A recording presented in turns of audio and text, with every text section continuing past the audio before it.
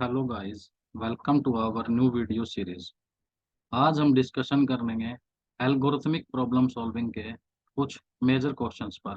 Like problem solving के की steps क्या रहेंगे, सूडो कोड क्या रहेगा एंड डीकम्पोजिशंस क्या होती है। तो यहाँ पर हमारा जो पहला क्वेश्चन है वो यहाँ पर ये रहेगा कि explain the process of algorithmic problem solving in Python.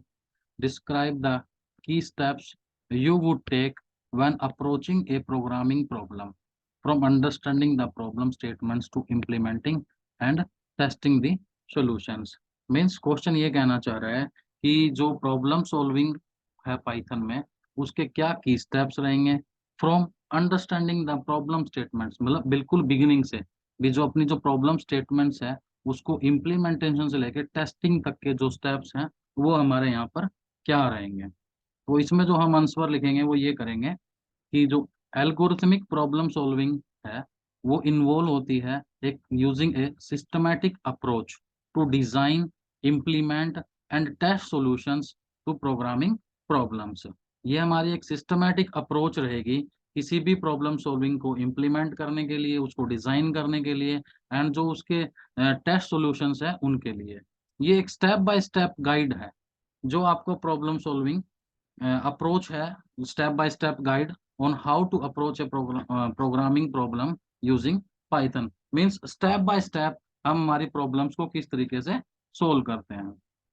Then इसका जो फर्स्ट पॉइंट रहेगा हमारा वो ये रहेगा, अंडरस्टैंड द प्रॉब्लम। भी जो भी प्रॉब्लम्स है, जो भी उसकी स्टेटमेंट्स है, फर्स्ट ऑफ ऑल पहले उसको आप केयरफुली रीड कीजिए कि जो प्रॉब्लम्स है वो क्या है। देन उसकी जो भी रिक्वायरमेंट्स वगैरह है, जो भी कंडीशंस है वो आप देखेंगे।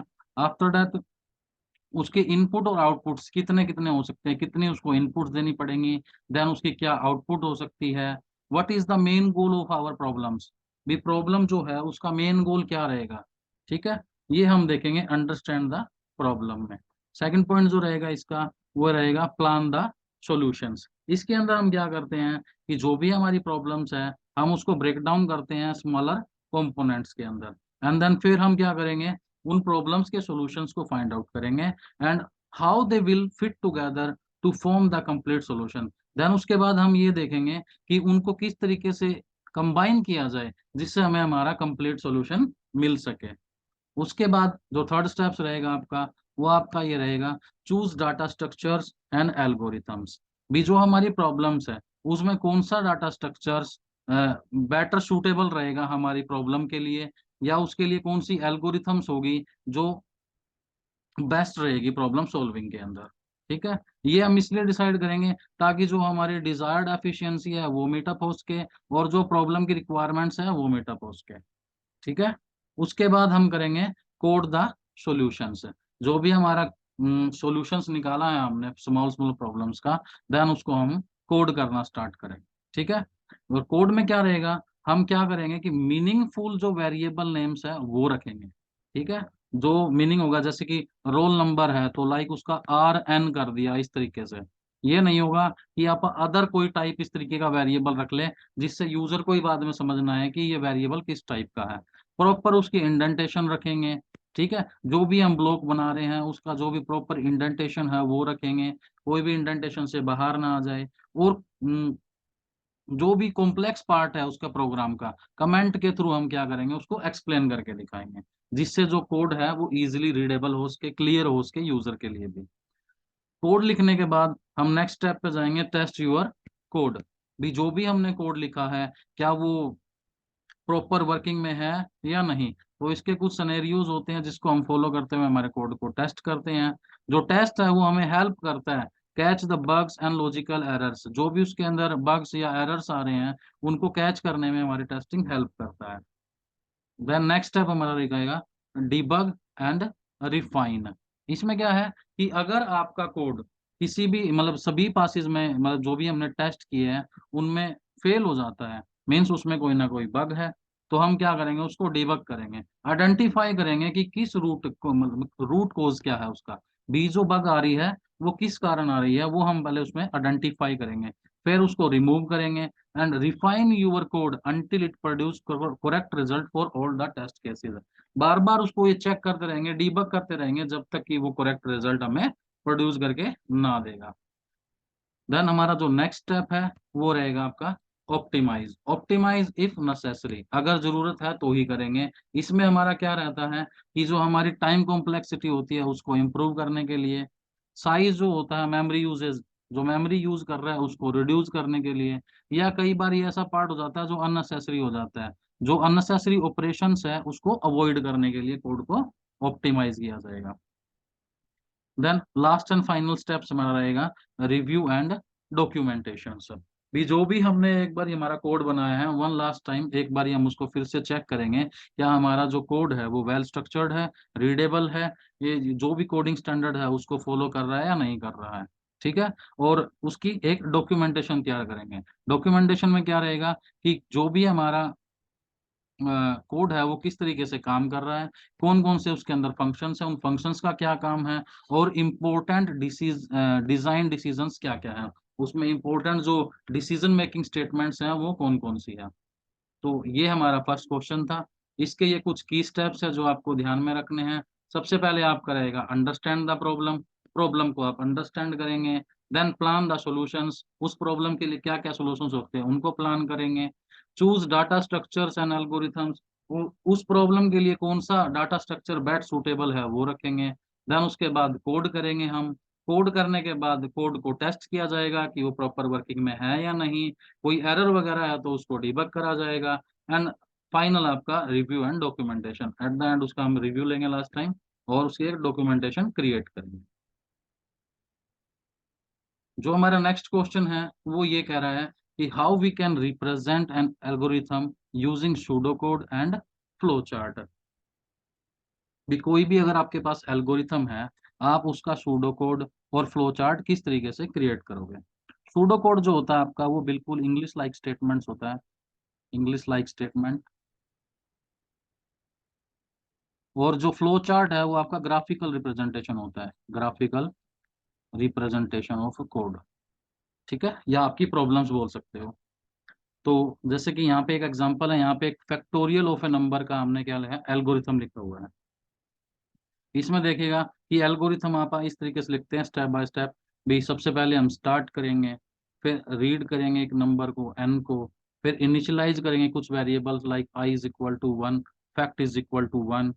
अगर हमारा एन, सॉरी आई हमारा less than equal to n है तो हम क्या करेंगे, स्टेप 4 पे जाएंगे, अदरवाइज स्टेप 7 पे जाएंगे। मीन्स अगर आई की वैल्यू मेरी लेस देन एन है तो हम कैलकुलेट करेंगे स्टेप 4 पे जाके, क्या कैलकुलेट करेंगे, fact is equal to fact into में आई फैक्टोरियल कैलकुलेट करेंगे, और इंक्रीमेंट करेंगे आई को 1 by 1, और फिर से हम क्या करेंगे, गो टू स्टेप 3 पे जाएंगे। ये हमारा कुछ भी ये हमारा जो है एक एल्गोरिथम है फैक्टोरियल फाइंड आउट करने का। देन इसका सूडो कोड देखते हैं हम किस तरीके से लिखेंगे। Pseudo code just like English like statements होती है, इसमें डायरेक्ट हमारा जो कोड बनता है उसको हम इंग्लिश स्टेटमेंट्स की तरह लिखते हैं। जैसे हमने डायरेक्ट लिखा declare n and f as n integer variable, initialize f is equal to one, enter the value of n, n की वैल्यू को हम एंटर करेंगे, फिर एक कंडीशन चेक करेंगे कि एन मेरा ग्रेटर देन है जीरो या नहीं। ठीक है, अगर ग्रेटर देन जीरो नहीं है तो फैक्टोरियल हम वन रिटर्न कर देंगे। अगर वो ग्रेटर देन जीरो है तो हम इसको कैलकुलेट करेंगे f is equal to f into में एन, और एन को 1 by 1 डिक्रीज करेंगे। रिपीट करेंगे स्टेप 4 और 5 को जब तक एन मेरा जीरो नहीं हो जाता, और एट द एंड लास्ट में हम क्या करेंगे, प्रिंट कर देंगे वैल्यू ऑफ एफ को। तो ये हमारा था इसका सूडो कोड, इसका एल्गोरिथम का फैक्टोरियल फाइंड आउट करने का। और इसी तरीके से हमारा एक फ्लो चार्ट रहेगा, जो ग्राफिकल रिप्रेजेंटेशन रहेगी वो कुछ इस तरीके से हमारा बन जाएगा कि आप स्टार्ट करेंगे, फिर रीड करेंगे एन को, जो हमारे वेरिएबल्स हैं उनको इनिशियलाइज करेंगे, I is equal to one, fact is equal to one. फिर हम चेक करेंगे कि जो आई है मेरा वो less than equal to n है या नहीं। ठीक है, अगर वो less than equal to n है तो हम फैक्टोरियल फाइंड आउट करेंगे और इंक्रीज करेंगे आई को 1 by 1 और रिपीट करते रहेंगे स्टेप्स को। अगर वो लेस देन एन है तो डायरेक्ट कंडीशन फॉल्स हो जाएगी, डायरेक्ट हम प्रिंट कर देंगे फैक्ट वन, और लास्ट में हमारा स्टॉप कर देंगे। तो ये हमारा एक फ्लो चार्ट है फैक्टोरियल निकालने का किसी नंबर का। नेक्स्ट हमारा रहेगा third question, explain the decomposition in problem solving and how it helps the user. तो डीकम्पोजिशन क्या होता है वो बताएंगे हम यहाँ पे। अब हम कि डीकम्पोजिशन क्या है। Decomposition in problem solving refers to the process of breaking down a complex problem into smaller. Means हम क्या करेंगे, एक कोई बड़ी प्रॉब्लम है उसको हम क्या करेंगे, स्मॉल कंपोनेंट्स में डिवाइड करेंगे। स्मॉल कंपोनेंट्स के जो सॉल्यूशंस है वो भी इजीली निकल जाते हैं, अंडरस्टैंडेबल होते हैं, एनालाइज होते हैं। ठीक है, एनालाइज भी इजीली कर लेते हैं हम उनको, और वो मैनेज भी इजीली हो जाते हैं। इसीलिए हम क्या करते हैं, एक बिगर प्रॉब्लम को स्मॉल पार्ट्स में डिवाइड कर लेते हैं, जिसको हम डिकम्पोजिशन बोलते हैं। तो ये उसके स्टेप्स रहेंगे कुछ कि किस तरीके से करते हैं हम। ब्रेक डाउन द प्रॉब्लम, जो भी प्रॉब्लम्स है उसको स्मॉल पार्ट्स में ब्रेक डाउन करेंगे।